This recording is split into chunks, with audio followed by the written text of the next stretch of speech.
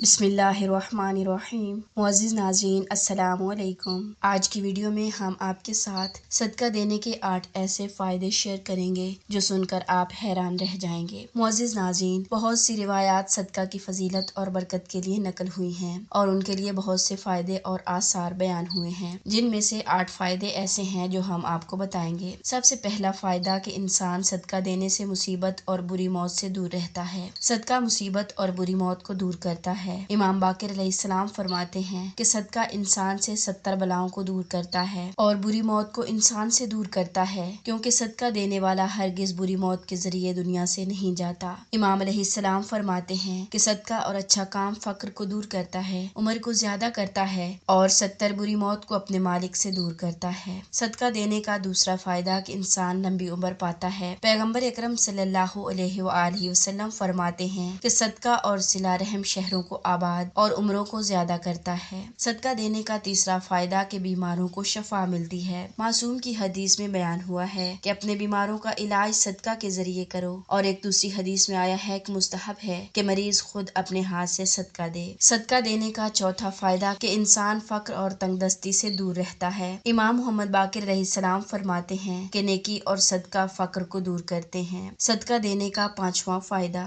صدقہ دینے سے انسان کو معنوی اثرات حاصل ہوتے ہیں۔ قرآن کریم کی نگاہ میں خدا کی راہ میں صدقہ دینا ایک سود مند تجارت ہے جس کا انعام بہشت ہے، اور جو انسان کو قیامت کی ہولناک سختیوں سے دور کرتا ہے اور دردناک عذاب الہی سے نجات کا ذریعہ ہے۔ صدقہ دینے کا پانچواں فائدہ کہ انسان نحوست سے دور رہتا ہے۔ پیغمبر اکرم صلی اللہ علیہ وآلہ وسلم فرماتے ہیں کہ جب رات گزار کر صبح کرتے ہو تو صدقہ دو تاکہ اس دن کی نحوست تم سے دور ہو جائے، اور جس وقت دن گزار کر رات کرتے ہو صدقہ دو تاکہ رات کی نحوست تم سے دور ہو جائے۔ صدقہ دینے سے ساتواں بڑا فائدہ کہ پل صراط سے گزرنے میں آسانی ہوگی۔